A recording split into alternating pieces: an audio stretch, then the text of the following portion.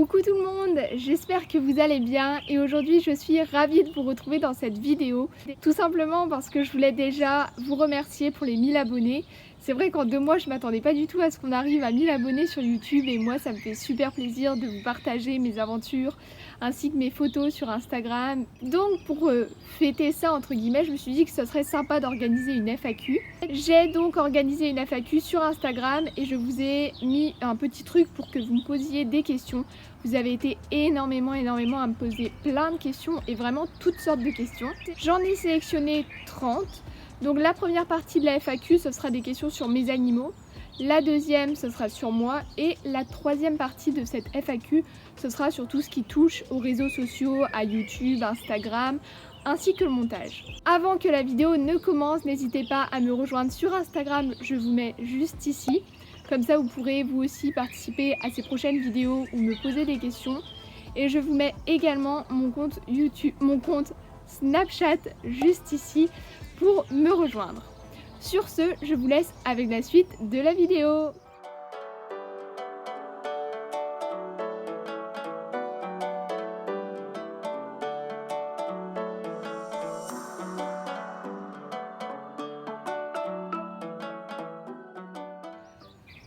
Donc c'est parti, j'ai mis les questions sur mon portable pour pouvoir y répondre et nous allons commencer sans plus tarder. La première question, c'était une question que vous avez été tous très nombreux aussi à me poser. C'était: est-ce que tu envisages d'adopter une deuxième chèvre? Parce que Litchi est toute seule et pour ceux qui savent, une chèvre c'est un animal grégaire, c'est-à-dire qui vit en troupeau. Donc dans l'objectif, j'aimerais énormément adopter une deuxième chèvre, sauf que c'est pas forcément possible.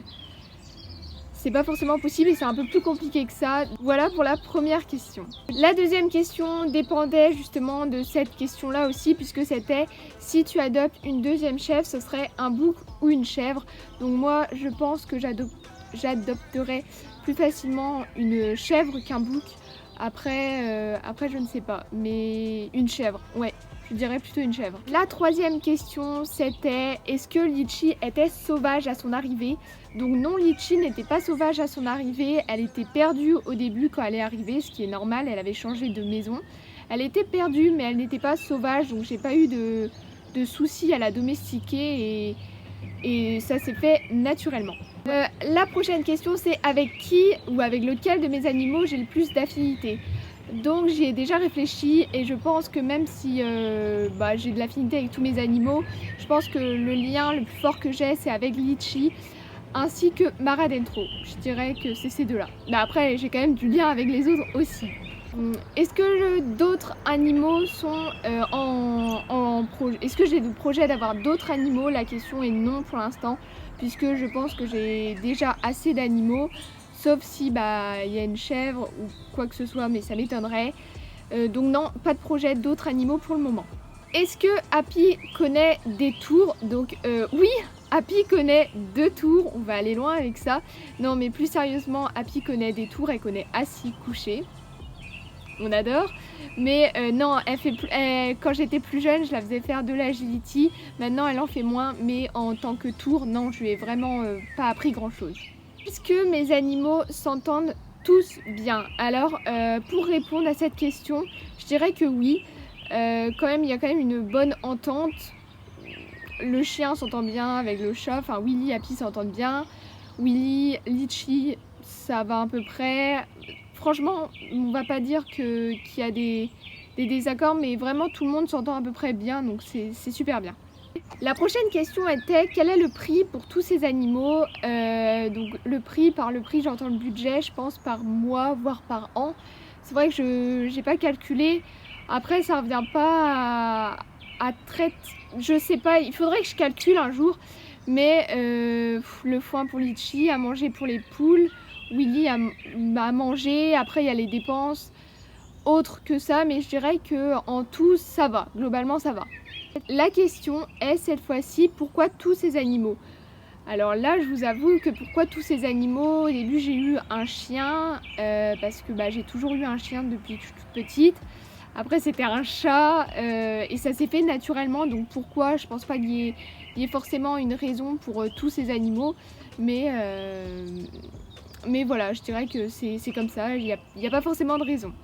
Et la dernière question que j'ai sélectionnée, c'était tes projets avec ta petite troupe. Donc pour les projets, j'en ai pas forcément, je dirais que c'est plutôt continuer mon petit quotidien à aimer ce que je fais, à profiter d'eux chaque jour. Et je n'ai pas forcément de projet. J'aime bien partir en balade avec Litchi beaucoup, mais de projet en particulier, non, j'en ai pas comme ça. Maintenant, la deuxième partie de la FAQ, c'était axé sur moi, donc des questions qui m'étaient destinées, donc je vais y répondre aussi maintenant. La première question était une question qui est revenue pas mal de fois aussi, c'était quel sera ton futur métier? Donc pour l'instant, j'ai toujours voulu depuis toute petite travailler avec les animaux, sauf que y a des raisons qui ont fait que je me suis dit peut-être que je ne pourrais pas faire ça, sachant que je ne veux pas faire vétérinaire et tout ça, et qu'il n'y a pas forcément de débouchés, donc c'est plutôt compliqué. Je m'étais plus orientée maintenant dans un métier avec les langues, donc je m'étais dit pourquoi pas faire prof d'anglais. Et maintenant je reviens, depuis le début du confinement, j'ai réfléchi et je ne sais pas, donc à voir, pour l'instant je ne sais pas. Voilà. Depuis combien de temps tu as tous ces animaux? Alors depuis combien de temps donc la plus vieille de la troupe, on va dire que c'est Happy, donc elle je l'ai depuis 2012 et à l'heure d'aujourd'hui on est en 2020, donc entre 2012 et 2020 il y a des animaux qui sont arrivés au fur et à mesure, donc si on calcule 2012-2020, à peu près 8 ans. Et la question là c'était est-ce que j'ai mon propre chez moi? Alors non, je n'ai pas mon propre chez moi étant donné que j'ai 16 ans, donc ce n'est pas possible que j'ai ma propre maison pour l'instant, sachant que je suis encore étudiante en première, donc je n'ai pas de salaire ni rien pour me payer une maison. Et tu fais quoi comme activité outre tes animaux? Outre mes animaux, je fais du théâtre depuis maintenant 2 ans, depuis 2 ans. Avant je faisais de l'équitation mais j'ai arrêté et puis je vous en dis pas plus, ça c'est une autre question. La prochaine question justement c'était parle-nous un peu de ton parcours équestre. Donc j'ai commencé l'équitation toute petite, je devais avoir aux alentours de 3 ans il me semble.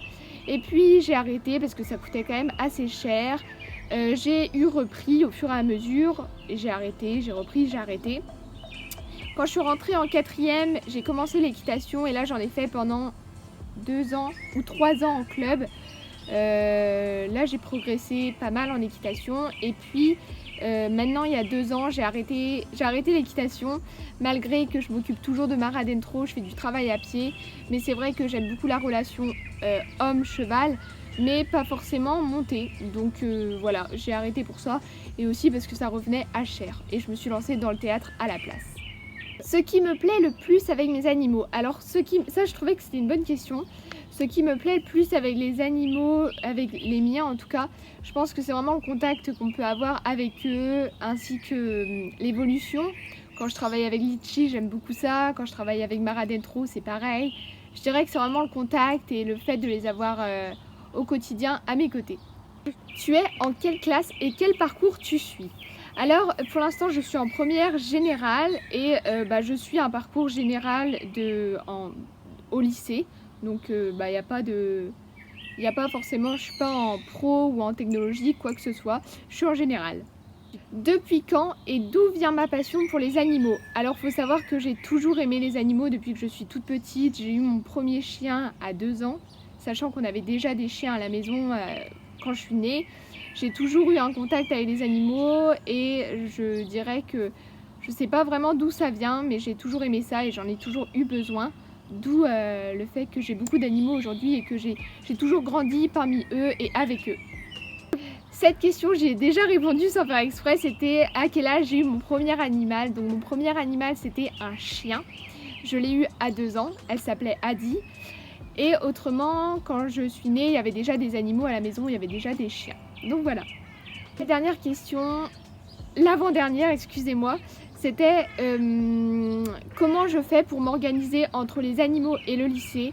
Alors là, c'est quelque chose d'assez compliqué, on va dire, puisque je le fais au feeling, selon les devoirs que j'ai à faire, selon le temps personnel que j'ai. Il faudrait peut-être qu'un jour je vous fasse une vidéo pour s'organiser et tout ça, mais je dirais que comment je fais, je ne sais pas exactement, je fais plutôt au feeling. Et cette fois-ci, la dernière question c'était est-ce que tu as des projets personnels? Des projets personnels, je dirais que c'est d'avoir mon bac pour l'instant. Et puis après, je ne sais pas, je verrai bien. Pour l'instant, j'ai vraiment...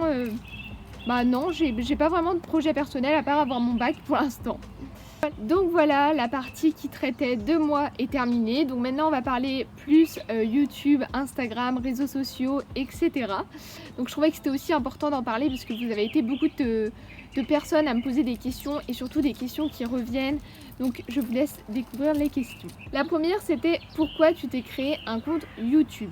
Alors je me suis créé un compte YouTube parce que depuis longtemps j'avais Instagram et j'ai toujours aimé partager mon quotidien avec mes animaux. Mais je me suis dit que ça pourrait être sympa aussi de le faire en vidéo. Et pour les vidéos, on va pas se mentir, c'est YouTube qui est le meilleur, qui est la meilleure application, voilà. Donc voilà, pourquoi un compte YouTube, c'est pour ça. Et la prochaine question, c'était pourquoi un compte Instagram. Donc Instagram, c'est en complément de YouTube, on va dire que les deux se complètent. Instagram, c'est plus pour partager mes photos et aussi vous expliquer mes petites séances de temps en temps, vous donner des nouvelles de ma petite troupe et faire des stories. Donc voilà. Une question... Il y a Litchi. Yofi. Oh. Oui. La prochaine question c'était quel est ton logiciel de vidéo? Donc ça c'est une question qui revient tout le temps et on me le pose énormément de fois. Donc pour monter mes vidéos j'utilise... Coucou fille. Pour monter mes vidéos j'utilise iMovie qui est disponible sur Apple. Voilà, il n'y a rien de spécial. Est-ce que tu utilises des sites de retouche et tes photos sont magnifiques? Donc merci pour mes photos. Pas mes photos ou quoi que ce soit, généralement elles sont assez naturelles quand même. Alors cette question c'était avec quoi tu filmes et avec quoi tu prends des photos? Donc je filme avec mon iPad qui est devant moi, donc c'est un iPad Pro il me semble. Il faudrait que je vous redise ça mais il me semble que c'est ça. Et autrement, non, je dis des bêtises, c'est un iPad 6e génération. Et avec quoi je filme autrement, il y a aussi mon appareil qui est un Nikon D5100. Donc je prends aussi mes photos avec lui et des fois mon portable. Excusez-moi, Litchi a fait des conneries, j'ai dû aller la voir. Du coup j'en étais à est-ce que tu as des conseils pour commencer une chaîne YouTube? Donc je dirais que pourtant c'est d'aimer déjà ce que tu vas nous partager, sentir que tu aimes nous partager ça. Et après, avoir une bonne qualité d'image et être assez présente et régulière sur les réseaux sociaux ainsi que sur YouTube, je dirais que c'est mes conseils. Après, pour moi, c'est ça. Combien de temps tu mets pour faire une vidéo? Alors ça dépend généralement. Par exemple, là, je sais que je vais pas mettre beaucoup de temps parce que le montage va être assez facile.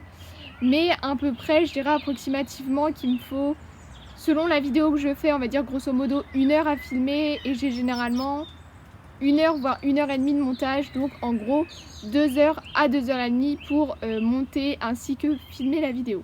Est-ce qu'il y a des gens qui t'inspirent? Alors depuis un moment je regarde Dance with Him en anglais du coup, et j'aime beaucoup cette fille là, j'aime beaucoup aussi son contenu, donc c'est une chaîne équestre. Autrement des gens qui m'inspirent comme ça, je suis beaucoup aussi Bali et Capucine. Et puis voilà, j'aime beaucoup je dirais que c'est ces deux chaînes là que j'aime beaucoup et que je suis de près. Une question qui rejoignait un peu celle de YouTube, des conseils pour avoir un beau compte Instagram. Donc je dirais qu'il n'y a pas de mystère non plus, là encore une fois, il faut avoir des photos on va dire captivantes qui sont assez jolies et plaisantes à regarder. Ce que je retrouve aussi sur pas mal de comptes, c'est des fautes d'orthographe, donc moi je dis que c'est mieux de ne pas en faire. Après je sais que j'en fais aussi, mais c'est plus plaisant quand il y en a pas. Donc pour lire Instagram, moi j'aime bien ne pas avoir des fautes d'orthographe. Mais autrement, j'ai pas vraiment de conseils. Être actif aussi, je dirais. Et enfin, la dernière question que j'ai sélectionnée, c'était des projets sur les réseaux sociaux pour la suite. Je dirais non, pas forcément. Continuer mes vidéos sur YouTube. Vous montrer plus de choses avec le déconfinement qui arrive, je vais pouvoir faire pas mal de choses. Vous partager toujours mon quotidien, mais autrement, non, je n'ai pas forcément de projet. Donc voilà, la vidéo est terminée. J'ai essayé de répondre à un maximum de questions. J'ai choisi les questions qui me semblaient les plus pertinentes. En tout cas, j'espère que cette vidéo vous a aidé à mieux nous connaître. Et puis en attendant la prochaine vidéo, je vous fais de très gros bisous et on se dit à très vite dans une prochaine vidéo. Bye!